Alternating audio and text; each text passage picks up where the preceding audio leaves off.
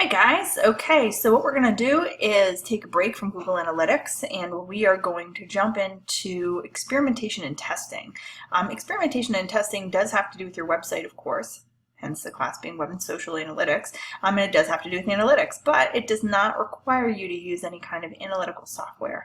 There are some softwares that we'll talk about that you can use, but we are not going to be doing a lot of screenshots in Google Analytics today. So let's get started.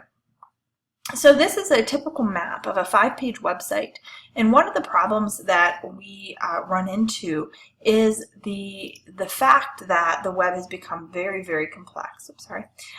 Very complex. So if this were the report you received, there's not a lot you could do with it. So it shows the page traffic, right? So you're looking at, we'll look at the green line. Traffic comes in to page 2 and then goes to page 1, and then page 1 goes to page 5. And the response to this is, so what? What is page 5 and why do we care and why did they come in using that? We're not really sure. We're left with a lot of questions. So you wouldn't have insight into why they're doing what they're doing. In some ways, we've lost control of where people enter and exit because of search engines, right? We talked about that before. And so we used to, back in 1990, who knows when I started building websites, I would build a website and we would spend enormous amounts of time, and even up until 2008, we'd spend an enormous amount of time on website design on the front page because that is where we would drive the majority of traffic. And then someone along the line said, wait a minute, why are we doing this? These search engines, which had by that time become very robust and powerful, were redirecting our traffic based on what the consumer wanted to see. And I know we've talked about this, so this should be a review.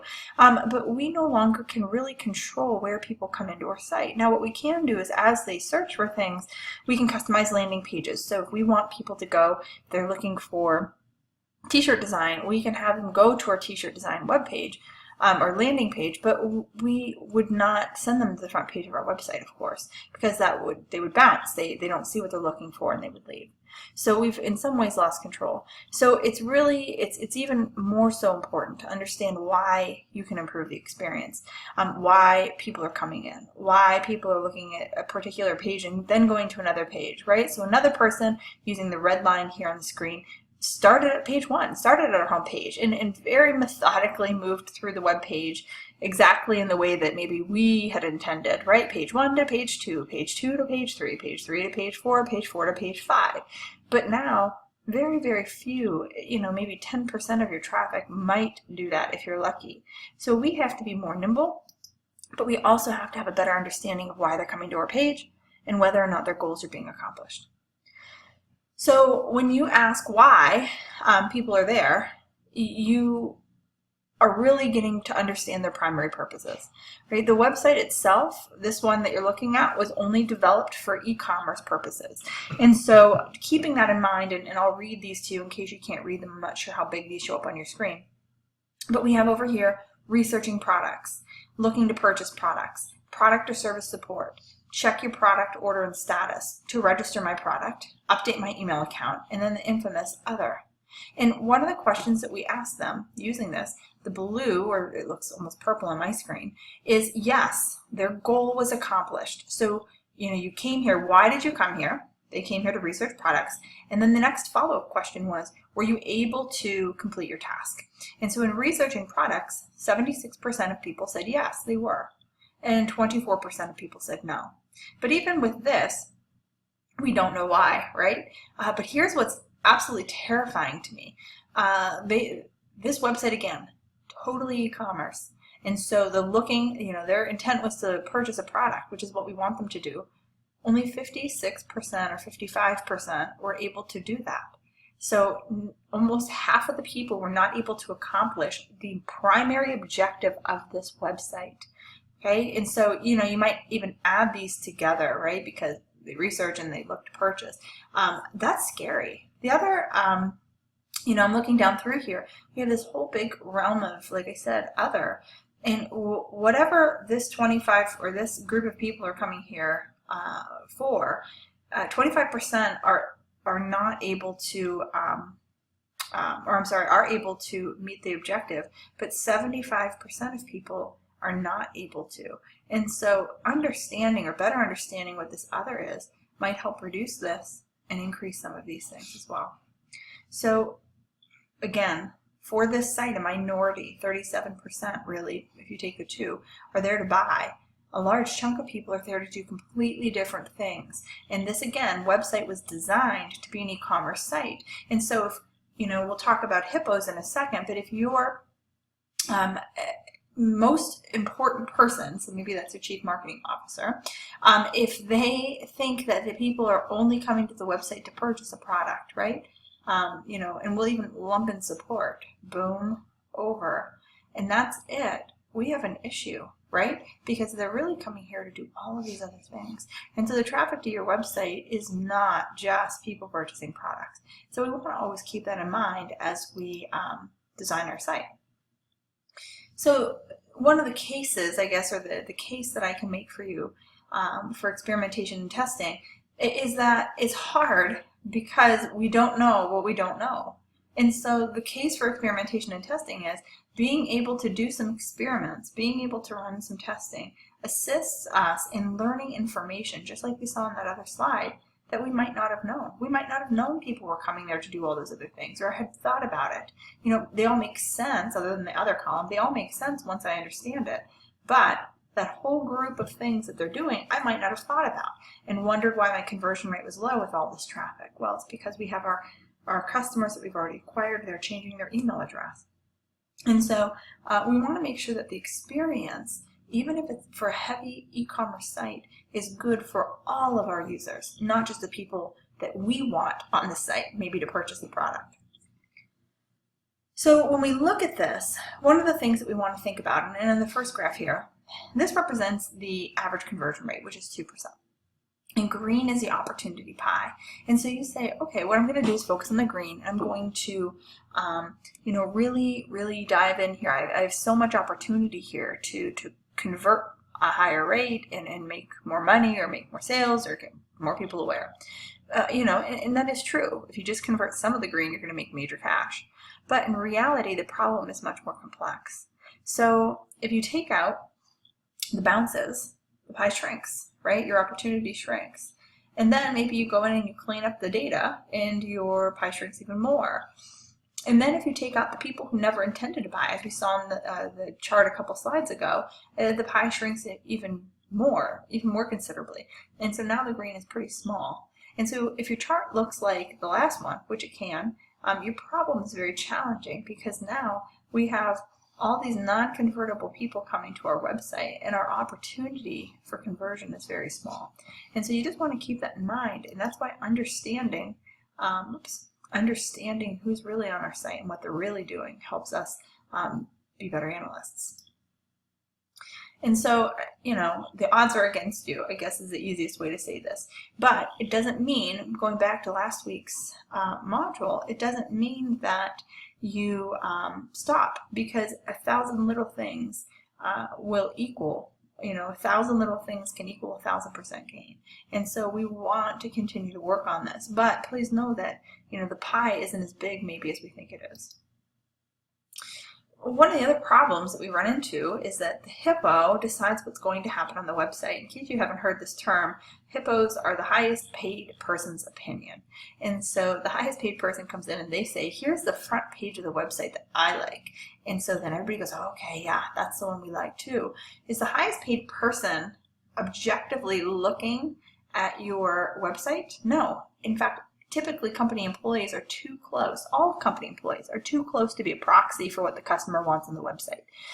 So you have a complex problem, because if the employees are creating the experience and they're not in tune or listening to the customer, we're going to have a major issue, because we're not going to have any conversions, whether it be micro or macro.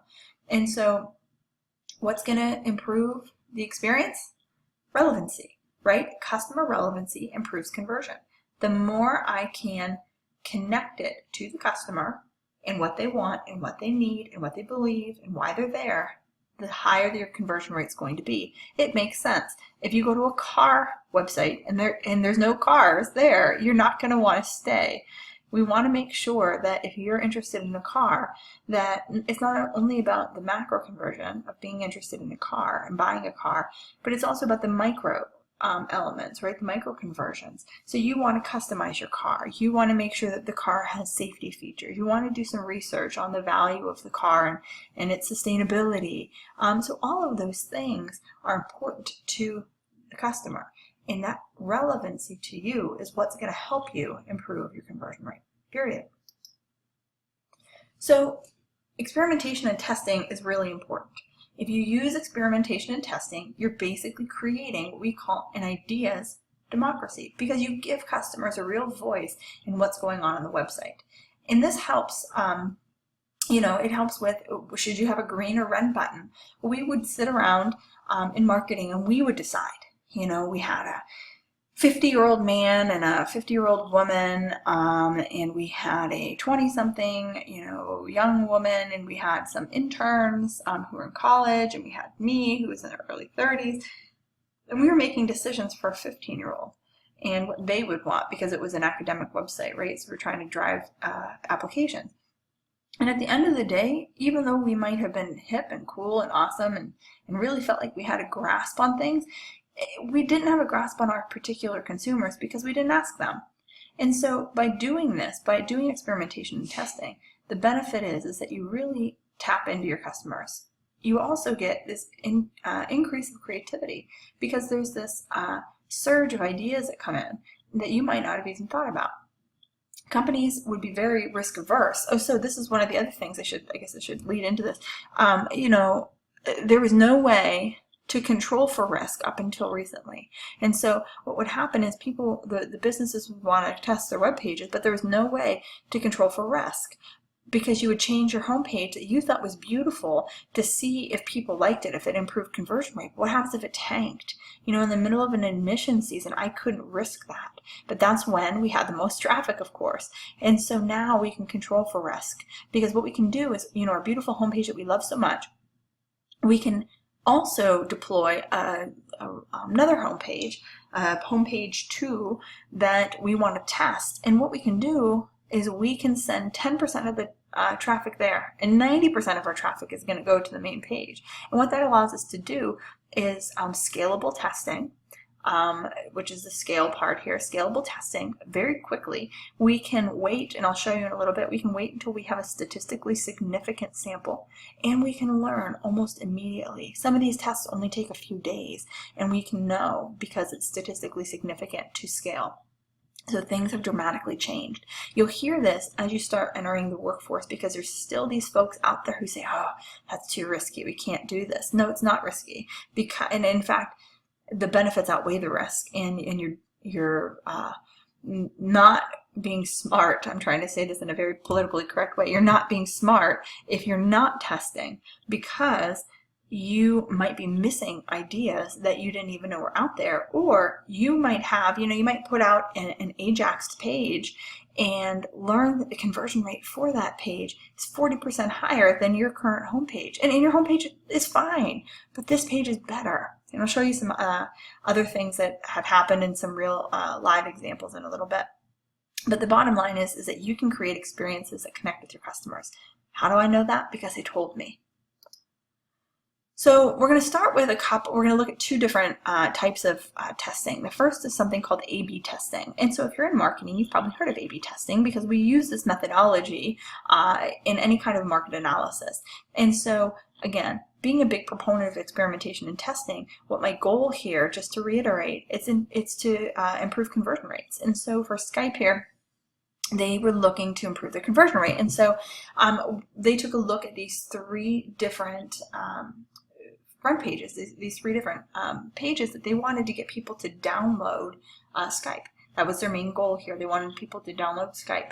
And so, looking at this, what we could do is we, they did this page here, download Skype. You have this girl whispering into this boy's ear. I'm not sure what they were saying, but that was the intent there. The second here, you have this, we'll call him an androgynous male, I think, with a female, and you have rainbows, and it's, a lot of white space. And then you have this one with not an actual human picture, but you have a heart and an airplane and a rainbow. What more could he ask for? All of them, and again, these two had green buttons, this one has a blue button. So we're testing a couple of different things. And so what we're going to do is we're going to put all three of these live, and we're going to push 30% of our traffic to one, 30% of our traffic to another, 30% of our traffic to another, and 10% of our traffic is our controls or to our current page. And we're going to see what happens, how it performs. And so when they did this, we're going to pretend that this is their data. It's not their exact data, but it's a pretty accurate representation of what really did happen. It first shows a nice split of traffic across all three. Remember that they're not going to be exactly the same, but that's okay because we can do percentiles. So it'll all even out or balance out as long as, again, they're statistically significant. But you have 155, 153, 158 going to all three. That's fine. And so what we can do then is we can take conversion, sales conversion, which of course everybody's concerned about, right? So maybe that was their goal. They wanted to look at downloads or sales conversion of something. And so here we are, right? And so we find out that version B with the androgynous male, actually performed better than any of the other ones, okay? And so we know that we know which one. We don't have to guess anymore. And if the hippo really loved, what was that one? Let me go back here. The hippo really loved this one, and so this is the best one because it has download Skype right on the right-hand side, and we have a lot of other options, and this is da-da-da-da-da-da-da-da. We show them this. And we say, look, it actually performed the worst. We had the fewest number of orders, the worst conversion rate, and the lowest the lowest revenue. It's pretty hard to argue with that.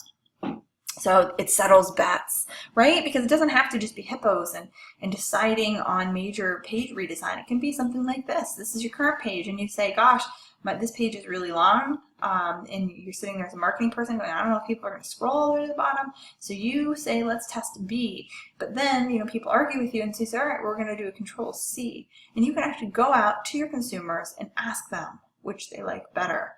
And so this, again, you can go back and you can say, this is what the customer said. It's not about what you think versus what they think. It's actually about what the customer said. A/B testing can also be good for Web 2.0 because we have all these different experiences happening on the website that are not static web pages. We have experiences like Ajax and Flash, etc. And so we don't have to have an experience. We don't need an experience that's page, then to another page, then to another page. But the good thing is you might say, okay, so this is a sign-up process, and you might say, well, that's pretty risky for us, right? So right now, this is what they do. They click 6 pages. I'm showing you a few. They click here, and then they click here, and then here, and then here, right? They're filling out information, boom, boom, boom, boom, boom, all different pages. Every time they move to a different page, of course, you're losing people in the mix. And so we say, hey, you know what we're going to do is we're going to create a flex-based experience so they don't have to go through multiple pages. And so it's an application, right? And then they don't have to leave the page to complete the checkout process. And so it looks something like this. Right here is the checkout, and then, as they complete this, it goes to here, and then to here, and then to here. And, maybe you're concerned. So you have half of you saying, yeah, this is definitely the way to go. It's easier, it's cleaner. People don't leave the page. But there's people that are concerned about the customer savviness, right? I don't know, they might not have Flash. They might just not get it. They might try to click around. And so, in the old days, we might just have let it be killed, depending on the hippo in the room and what they thought. Now you don't have to. Now you say, hey, listen, let's run 30% of our traffic, or however many percent that you would like, that's going to get you to where you want in a pretty expedient way. We're going to run 30% of our traffic to this new Ajax or the new Flash application and see what the response is. And in this case, their conversion rate increased by about 45% here. And so they were concerned about their customer savviness. The customer said, you've underestimated us. We love it. And so now this is their checkout process. So let's take a look just kind of as a summary here. What are the pros and cons of this? Well, A/B testing pros, it leverages existing resources, because what you have to do to make this happen is you call your IT person and you say, hey, listen, what I'd like to do is all incoming traffic to this URL. I'd like to direct 30% here, 30% here, and 30% here.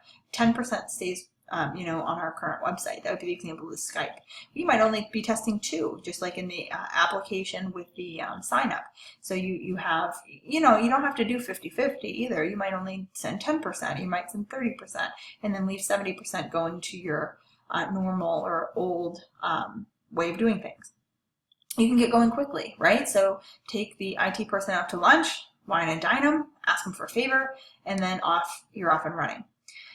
This is a really good intro into testing because it's really low risk, low bar, pretty easy to do, and you can start kind of dipping your toe into the customer voice and what they're wanting. Now the cons is that it's difficult to control all the external factors. So what happens, and again we'll use Mercer-assisted admissions, what happens if we have a big overnight campaign happening and we are suddenly inundated with students who have already confirmed, but they're looking for a particular thing, and they hit our page, right? And so they're, you know, we might see all this traffic driving or an equal amount of traffic going to these 2 places, but in reality, they were looking for a specific thing. It's not our normal traffic. Or maybe you just sent out a press release, or maybe you have different types of search traffic that have changed, the algorithms changed. Maybe you're running campaigns, right? So all these things can happen. It's hard to control. Now, the old adage, just in research in general, the longer you would do the campaign, you would basically nullify a lot of these things, right? Because over time, this would kind of even out. But the problem is most of the time we don't have a lot of time, right? I once had somebody told me that a website redesign was going to be 9 years. They're out of their mind. We are constantly updating the website to, you know, have better response rate for our students or our clients, depending on who you're talking about.